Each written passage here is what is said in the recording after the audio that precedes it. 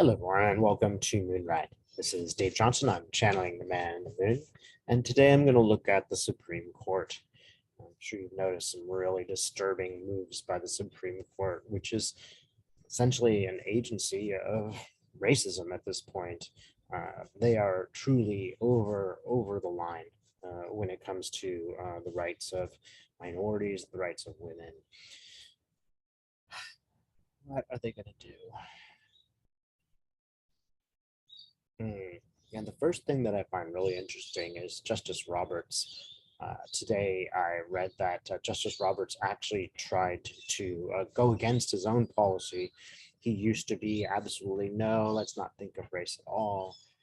But in Alabama, where they have changed the voting districts in a way that is completely racist, he actually went against the conservatives. So they've gone too far, even for him. And I get that this is actually upsetting him. This is sort of changing his mind in a lot of ways about conservatism. It's ironic that he has become the centrist in this body, but he is going even a little further. He's a bit ashamed. He's actually maybe changing his mind. Certainly, he is disappointed, and I would even say disappointed with his own actions. Well, he should be. And he is actually searching for a solution to this problem. He's trying to figure out a way that this would change.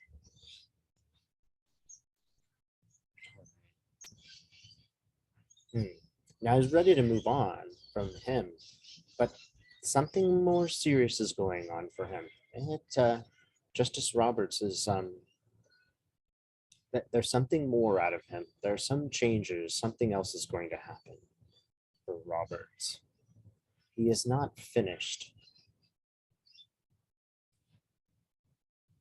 So what's Robert going to do? He's actually actively thinking of a way to change things.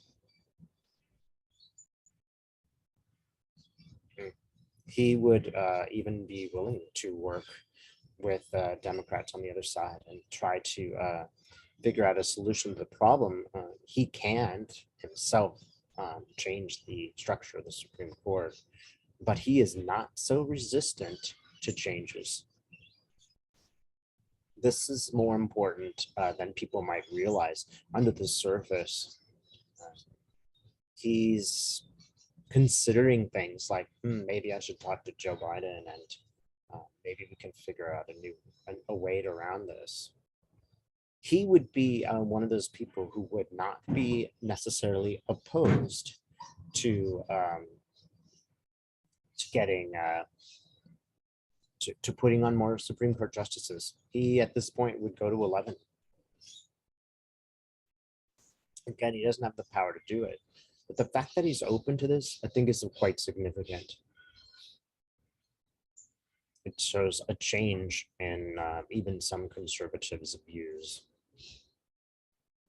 He also realizes that there's going to be consequences to this. There will be a political backlash against the Republicans because they aren't following the Constitution.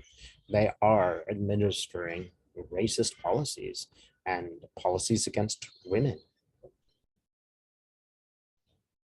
Not to mention workers and a host of other people. I see Kagan, she's getting sharper and sharper. I mean, one thing is that these, the people who are more left are really getting smart in how they defend the law.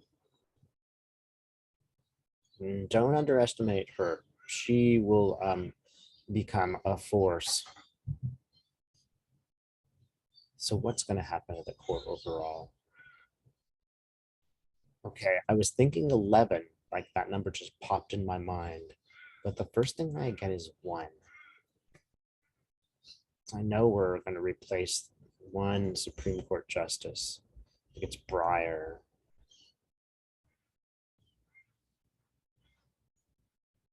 And I got this is a good thing. Breyer's kind of a fool. So he is one of those people that's pretending this isn't happening. And we need somebody in the Supreme Court who knows what's going on and who is ready to fight.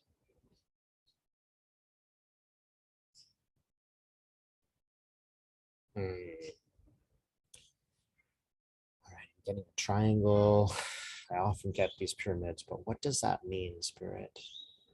So maybe I will ask directly, is the structure of the Supreme Court going to change? Yes, it is going to change. The triangle is breaking up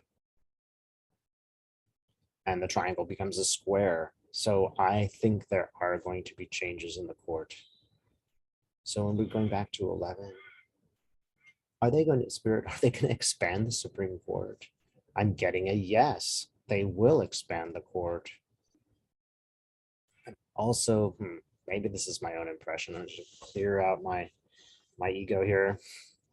So I do get 11. I think they might expand the court. And that would make it, 5 Dems, 5 Republicans plus Roberts, right? And then it would be more fair, if not fair.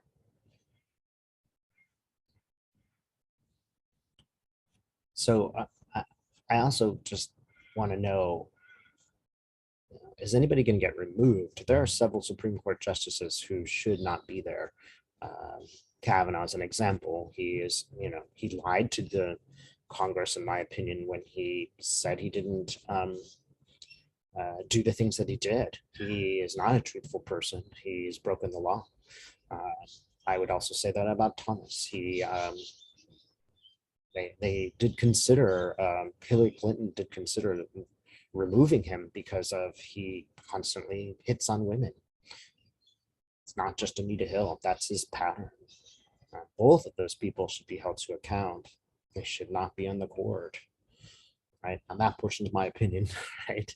So let me move that out of the way and see, are they going to be prosecuted? Can they be removed? Biden says no, but that could happen later. So tell me more, Mr. Biden, President Biden.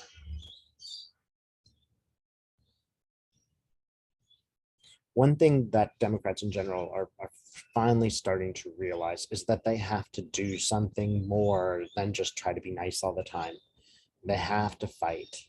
So all these very pacifist people, and pacifism could be somewhat admirable, are starting to get some, they're starting to realize the whole structure of our government has to change in a few ways. And that's the significance of this.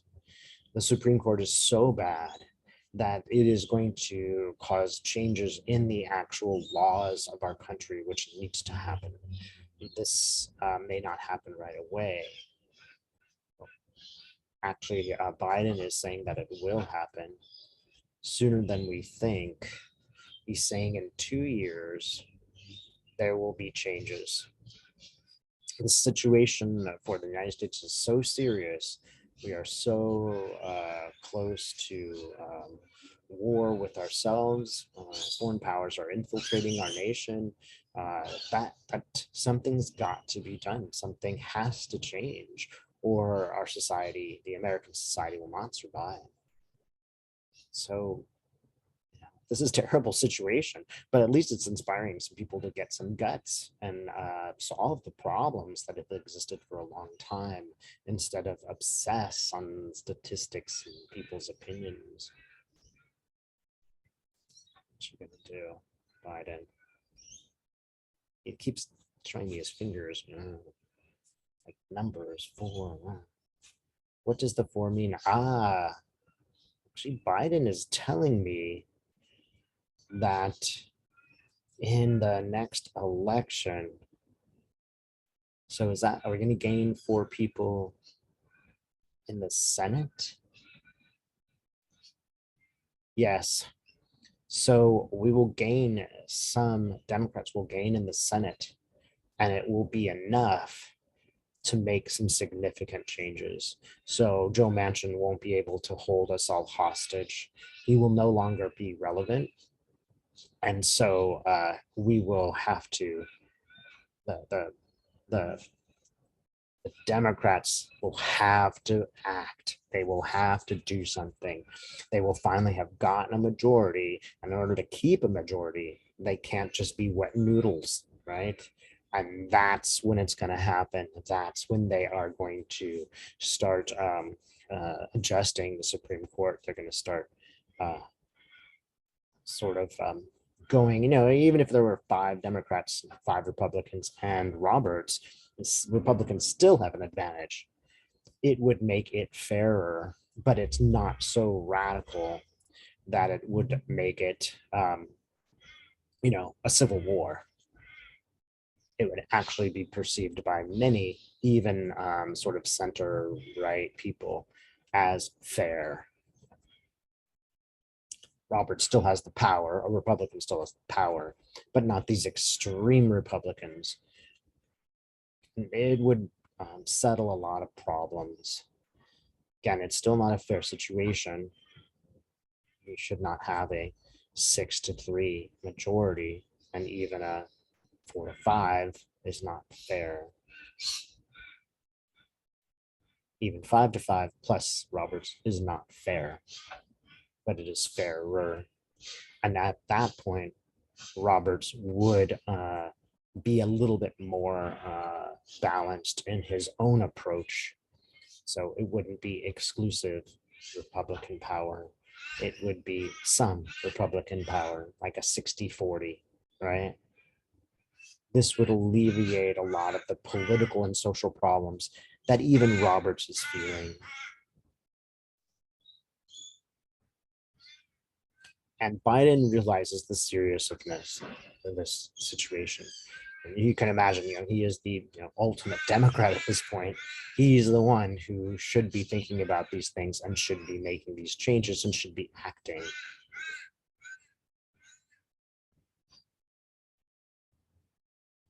And he is more serious than we know. We see him as this sort of passive person, but behind the scenes, he actually has very strong feelings about this, as does Roberts, actually.